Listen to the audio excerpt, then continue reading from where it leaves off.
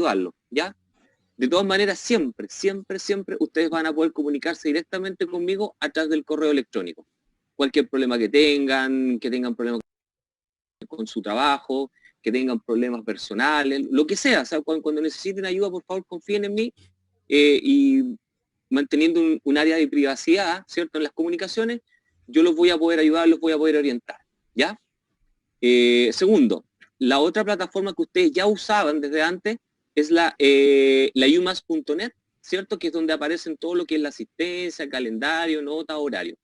Ustedes se van a dar cuenta que si ven ahora esa plataforma, ustedes tienen que ingresar a través de este portal, ¿cierto? web1.ipleones.cl/alumnos.net/. Ahí entran de igual forma, con su root, de la forma que sale, con una contraseña. De igual forma, si tienen problemas para poder entrar a ese portal, ustedes se pueden dirigir directamente al mismo correo que yo les dejé acá. ¿Ya? soporte@ipleones.cl. Estimado, no sé si alguno de ustedes tiene alguna consulta, duda, acotación al respecto a esto. Por favor, encienda su micrófono y hables, sin problema.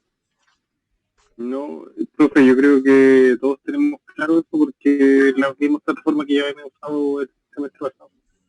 Perfecto. Creo que estamos todos más o menos claros. Perfecto. Apellido Garrido, ¿cuál es tu nombre? Es que no lo veo, disculpa. Ernesto Garrido.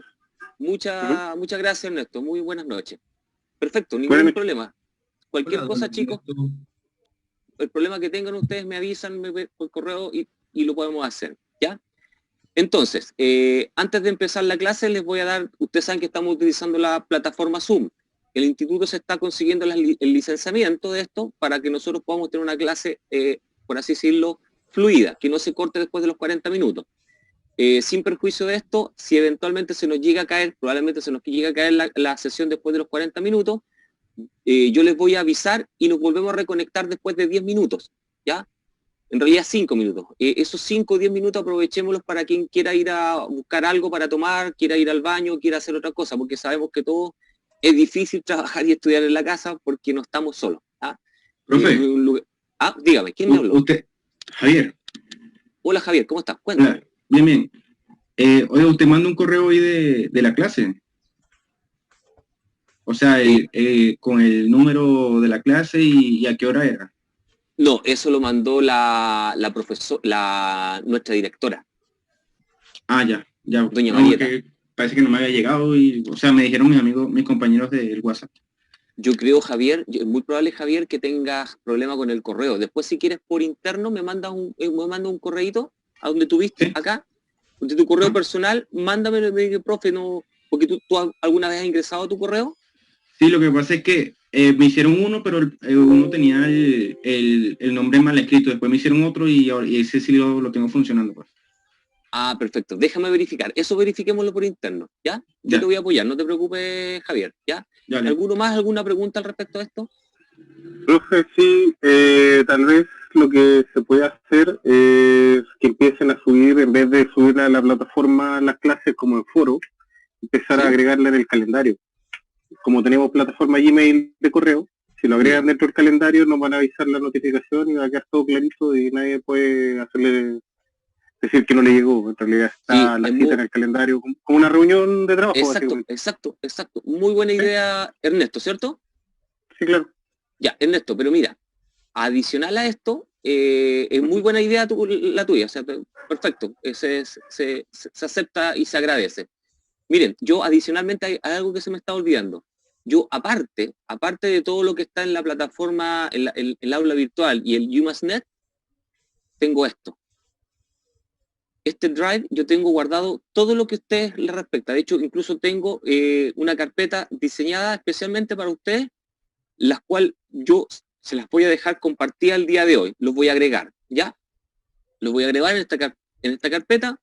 Si ustedes se dan cuenta, está las clases, de hecho está la clase del día de hoy, ¿ya? Y adicionalmente está el material de lectura adicional. Aparte de todo esto, yo les voy a dejar acá, y de hecho lo voy a crear ahora, una carpeta que se llama videos, de manera tal de que aquí voy a subir las clases que ahora estoy grabando, ¿ya? Las voy a editar para poder contarle lo consulta, pero es la sesión 61, ¿no? Es la 61, ¿cierto, chicos? ¿O la 62? 61. 61. 61, profe. Perfecto. Perfecto. Gracias por la información. Muchas gracias. Ok, profe. Yo debería saberlo, pero por favor, estoy recién. Deme algunos segundos para poder engancharme, ¿ya? Sección 61. Entonces, aquí les voy a dejar, también está lo mismo, está las mismas clases, mismo material, ¿ya? Ustedes se podrán dar cuenta que este ramo lo estoy haciendo en 3 oportunidades este semestre, y la materia es dejar en silencio el micrófono, no es necesario que entreguen su video, ¿ya? Se los digo para que no podamos interferirnos, ¿ya? Quien quiera preguntar en cualquier momento de la clase, pregunte, simplemente prende su micrófono y habla. No es necesario que pida permiso, levante la mano, nada, simplemente pase nomás, ¿ya? Estamos en confianza. Entonces, empecemos. Estimados alumnos, ustedes, bueno, ya me conocen, mi nombre es Francisco Salinas, soy profesor del curso de Aspectos Legales, que es un curso de nivel 3 para las carreras de Técnico en Ciberseguridad y Ingeniería en Ciberseguridad. La clase de hoy es una clase introductoria con el propósito de poder acercarlos un poco a qué se refiere aspectos legales, qué es lo que vamos a ver en aspectos legales. El contenido de la clase de hoy abarca aspectos legales, que es un poco definir qué vamos a entender por aspectos legales. Vamos a ver ciertos conceptos que es importante que ustedes manejen. Vamos a revisar qué se entiende por evidencia, qué se entiende por medio de prueba y cómo se obtiene un medio de prueba. Finalmente les voy a entregar la bibliografía a la cual nos vamos a referir, ¿ya? A ver, antes de comenzar, ¿alguno de ustedes podría señalarme qué entiende por aspectos legales? ¿Qué se le viene a la mente? Con confianza. ¿Un contrato? Luis. ¿Un tipo de contrato? De hecho, un contrato es un documento, es un contrato, es un elemento que está en el Código Civil claramente estipulado, ¿ya? Pero... Código Civil y Código Penal y parte de la Constitución, ¿o no? Esas son nuestras leyes, exacto, son las leyes. Partiendo por la Constitución, que es la que encabeza todo esto, y las leyes que la secundan, los decretos, que son los que hacen los presidentes, que están un poquito más arriba, las leyes ordinarias. También tenemos un poquito más abajo, eventualmente tenemos los dictámenes, podríamos tener, y otro tipo de ordenanzas judiciales, ¿cierto?, que están disponibles y son parte de nuestras leyes. Eso lo vamos a ver más adelante cuando veamos cómo se estructura un Estado de Derecho, por así decirlo, cómo se estructura una sociedad que se enmarca dentro de lo que es un marco legal, ¿ya? Valga la redundancia. Pero bien, aspectos legales tiene un propósito, este ramo tiene un alcance y tiene requisitos. Y se los voy a explicar. El propósito de este curso es acercarlo a ustedes, que son los futuros profesionales de la ciberseguridad, en lo que se refiere a aspectos legales, específicamente a que ustedes puedan obtener los conocimientos que son fundamentales para dominar el desarrollo de sus funciones. Por ejemplo, yo sé que muchos de ustedes es muy probable que estén relacionados con el área de la informática, que ocupen cargos del área de la informática. Entiendo que la ciberseguridad es una corriente nueva, es un nuevo elemento que aparece dentro de las ciencias de la computación, específicamente de la informática, y que habla de cómo se trabaja la seguridad en el ciberespacio, ¿ya? Pero esa seguridad no es llegar y aplicarla. Me explico. Uno tiene un marco legal, siempre existe un marco legal, y ese marco legal es al cual yo los tengo que introducir. ¿Cuál es el alcance de este ramo? Hay alguien que está ingresando. ¿Cuál es el alcance de este ramo? No se debe confundir con un ramo de derecho, ¿cierto? Como es el caso de derecho informático, pues este es mucho más acotado y limitado que esto, ¿ya? Sin perjuicio de lo anterior, muchos profesionales del área desconocen los aspectos legales relacionados con la ciberseguridad. ¿A qué me refiero? Nosotros, yo de hecho no soy abogado, ¿ya? No he estudiado leyes, ¿ya? Yo soy del área informática, pero del área informática, dentro de lo que yo desarrollo, me relaciono con abogados y me vi en la obligación de estudiar, ¿cierto?, lo que los abogados entienden en el área de informática, De la misma forma, un abogado, para poder entender todo lo que yo le estoy diciendo, tampoco puede ser un informático. ¿A qué me refiero? Ellos lo ven más desde el punto de vista legal y yo lo veo más desde el punto de vista técnico, acercándolo a lo que es la parte legal, por así decirlo, ¿ya? Ahora, los requisitos, gracias a Dios, no es ninguno. Ustedes no tienen ningún requisito para este ramo. Yo los voy a instruir en cada uno de los aspectos que están relacionados con lo que es la materia legal, específicamente de nuestro país, Chile, ¿ya? Entiéndase que las leyes son distintas de acuerdo al territorio. Por ejemplo, las leyes de Chile son leyes chilenas que valen y son, por así decirlo, aplicables a nuestro territorio. Sin embargo, lo que es aquí ley, en Argentina no es ley, en otra parte del mundo no es ley, y de la misma forma es recíproco, salvo que las mismas leyes lo señalen entre ambos países. Por ejemplo, delito informático. ¿Quién me puede decir si conoce o ha oído hablar de la ley de los delitos informáticos en Chile? ¿Quién me podría acercar algo? ¿Quién la ha visto o quién sabe algo al respecto? Oiga, profesor, eso es en referencia a la protección de los datos, ¿cierto? Dicho, cuando hablamos de datos estamos siendo súper específicos, tenemos que ser un poquito más específicos. ¿Quién me lo dijo? José Salas. José. Sí. Bueno, ejemplo, me refiero a los datos informáticos, a la información que mantiene una empresa que no se pueden divulgar, o sea, no sé, o algún tipo de proyecto que sea. Sí, a mira, eso me refiero como al aspecto legal con referente a lo que usted nos está explicando. sí, mira, hoy en día, para acercarlo un poquito más, José, por ejemplo, nosotros tenemos la privacidad de las personas. ¿Ustedes se acuerdan vieron la tríada de la seguridad de la información? ¿La vieron? Sí, la triada, sí, claro. Perfecto. Acuérdense que la tríada tiene tres elementos, ¿cierto? Estamos hablando de la disponibilidad, de la integridad y la privacidad y o confidencialidad. Específicamente, cuando hablamos de personas, hablamos de privacidad. De hecho, la ley habla de la privacidad, ¿ya? No habla de la privacidad de la empresa. La privacidad de la empresa está contemplada en otra ley, ¿cierto? Que habla de la propiedad industrial, ¿ya? Que es una ley. Eso vendría siendo otra área legal. Es una ley. Pero es otra materia dentro de las leyes que nosotros tenemos. Las leyes, ustedes saben que van cubriendo diversos aspectos. En este caso es una ley que protege la propiedad industrial, ¿ya? Pero lo que usted señala, José, lo que es la parte, el core, por ejemplo, del negocio.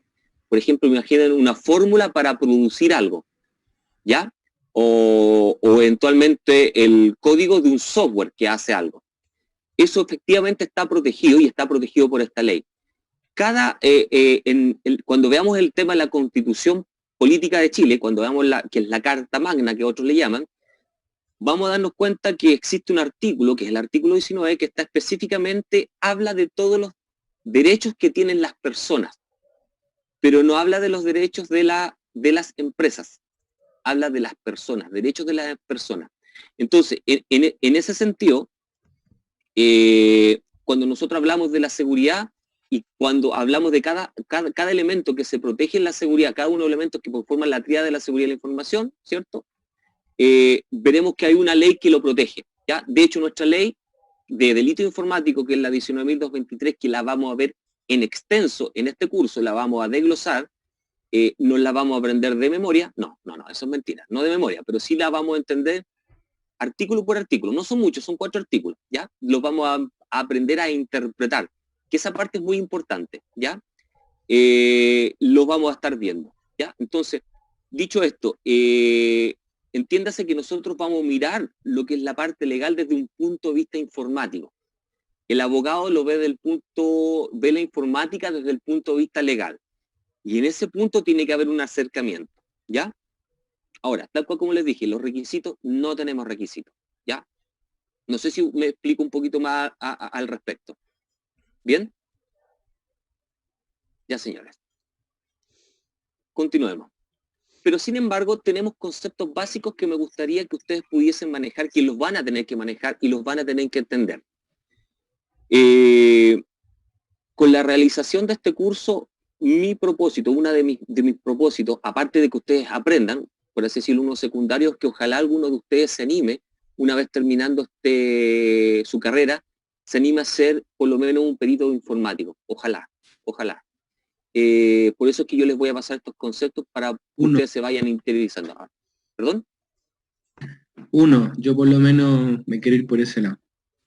Perfecto, Alejandro. Entonces tú vas a ser mi padawan, ¿ya? A ver, hay conceptos básicos, estimado Alejandro, incluso, que hay que manejar, conceptos básicos. Por ejemplo, ¿usted alguna vez ha oído hablar de la palabra indicio? Ustedes saben que la tele es muy buena para hablar sobre los delitos, cuando matan a alguien, cuando se roban un banco, ¿cierto? Pero han oído hablar la palabra indicio, sobre todo los policías mencionan mucho esto y muchos peritos hablan de los indicios. ¿Ya? ¿Sería como una pista a seguir? Una pista. Así, ¿no? Una pista, sí. Esa pista me gustó ese concepto, el concepto pista. De hecho, se utiliza mucho en criminalística. Un indicio es un dato que por sí solo carece de sentido. Por ejemplo, imagínense que ustedes se encuentran imagínense que ustedes se encuentran en su computador, por ejemplo, o encuentran un número. Y ese número tiene forma de una cédula de identidad. Por ejemplo, un número de cédula de identidad. Por sí solo, ese número de cédula de identidad no nos dice nada, ¿cierto? Porque, por ejemplo, podría ser perfectamente mi root, pero si ustedes no saben qué es mi root, para ustedes no es nada. Es un indicio.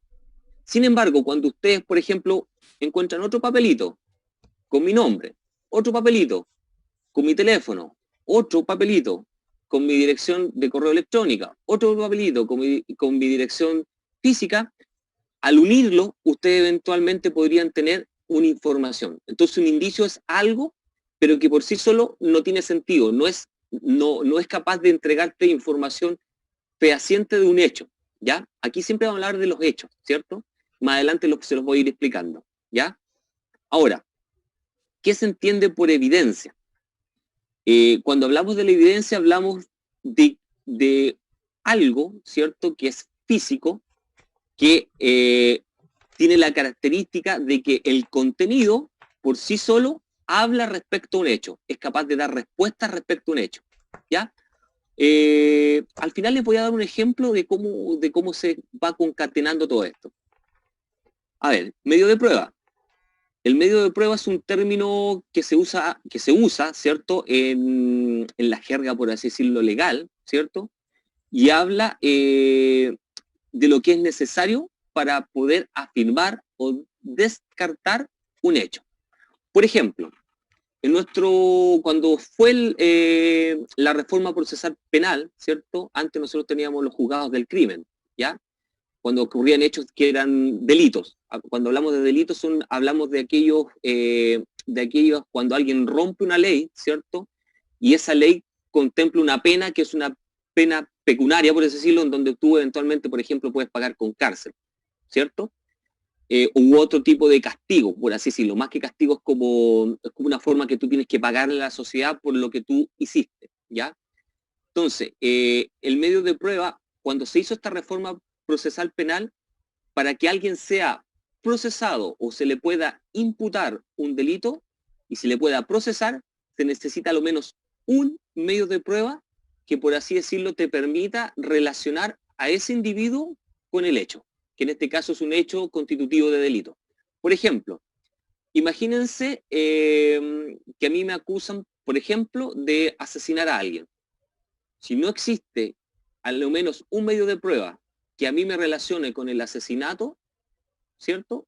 Es imposible que me puedan, por así decirlo, juzgar, porque necesitan a lo menos un medio de prueba. Por ejemplo, mi teléfono, mi posición GPS en el lugar de lo hecho, a la hora señalada, eventualmente que yo haya mandado el correo o que yo haya robado el dinero de una cuenta bancaria, etcétera, ¿ya? No sé si eso les queda claro o necesitan que se los explique un poquito más.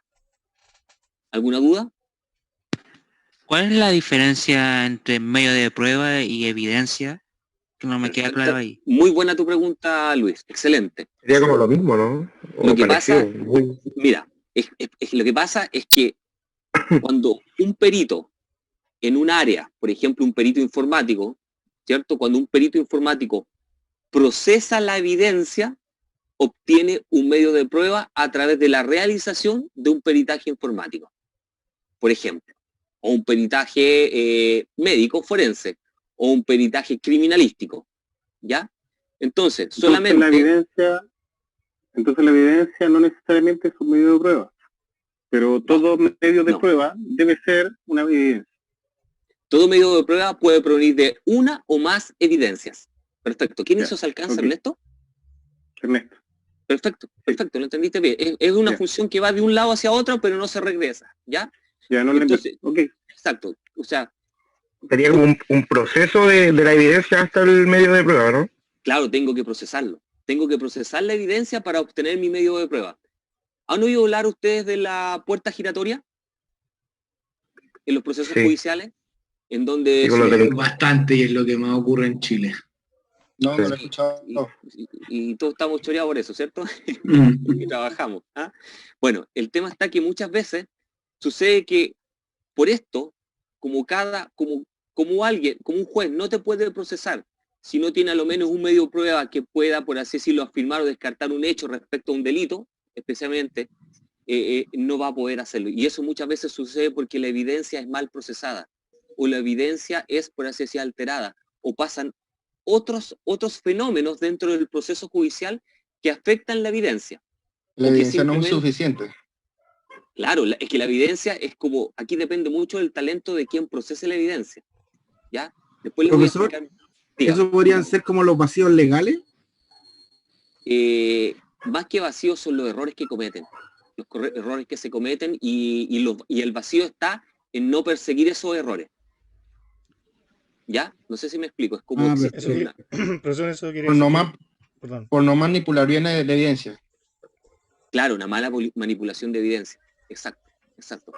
Yo creo que todos ustedes, si nos vemos el año pasado en el ramo de informática forense, que es el ramo que yo también dicto, ahí yo les voy a explicar en realidad a qué nos referimos, vamos a ser mucho más exactos. ¿Ya? Profe, disculpe, no sé si me escucha. Sí, Camila, ¿cómo estás tú? Bien, ahora sí, disculpe. Tengo una consulta con el tema de la evidencia. Cuando es una evidencia, el hecho es, digamos, ¿se puede dudar del hecho o no se puede? Claro, imagínate, es que todo depende. Mira, cuando tú analizas una evidencia, un perito, recuerden que aquí hay una limitante, existen limitantes específicamente porque un perito no es igual que otro perito. ¿A qué me explico? Va a depender mucho de la expertise del perito, de las herramientas que maneje el perito y la tecnología, ¿cierto? Y el software que tenga y el entrenamiento. Depende de muchas. Entonces, eventualmente, un perito, por así decirlo, puede ser mucho más experto en una materia que otro perito. Y puede que se dé el caso de que para obtener el medio de prueba de la evidencia sea necesario un alto nivel de expertise. Entonces, a lo que llegue un perito va a ser distinto. Entonces, ahí se produce algo que se llama duda razonable. Y ahí aparecen los metaperitajes. Un metaperitaje es un peritaje de un peritaje. Vale decir, a un perito se le encarga que haga un peritaje de otro peritaje para saber si está válidamente emitido o no. ¿Cuáles son las falencias que tiene? No sé si eso me explico un poquito, Camila. O sea, como que digamos que primero pasa como por uno, después pasa por otro para rectificar la información. En muchos casos se da eso, donde el abogado, por ejemplo, y eso depende del abogado, porque hay que entender que esto es como un tira y afloje. Es como yo pregunto, él responde, ese que responde vuelve a preguntar, y así, es como una conversación, es como una comunicación, va de un lado hacia otro. Entonces yo podría, por ejemplo, imagínate, yo soy el fiscal, y yo le quiero imputar un delito a alguien, se lo imputo, esa persona tiene derecho a defenderse, ¿cierto? Pero ese fiscal va a traer el peritaje de una de las policías. ¿Y qué pasa si ese peritaje de las policías tiene un sesgo, producto de que no tiene la suficiente expertise? Porque hay que notar, soy sincero en señalar, que no tienen todas las herramientas, no las tienen, no tienen todo el entrenamiento. ¿Por qué? Porque ellos no existe no están los recursos, no está esa filosofía de que mientras más entrenado tengas a una persona, va a ser una persona que va a valer para tu organización. Y eso significa mucho dinero, ¿ya?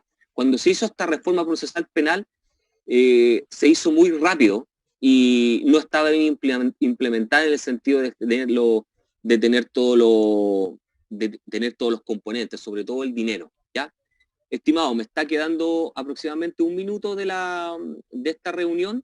Cuando se corte, en 5 minutos más aproximadamente, yo me vuelvo a conectar, ¿ya? Para que se vuelvan a meter a la misma sala, ¿ok? ¿Todo ok? Sí. Así que si se me corta, nos Bueno, volvemos por favor, problema. ¿Ya? O hagamos el break ahora. Hagamos el break y en 5 minutos más volvemos. ¿Les parece? Ya no hay problema. Perfecto, Ya, chicos. gracias.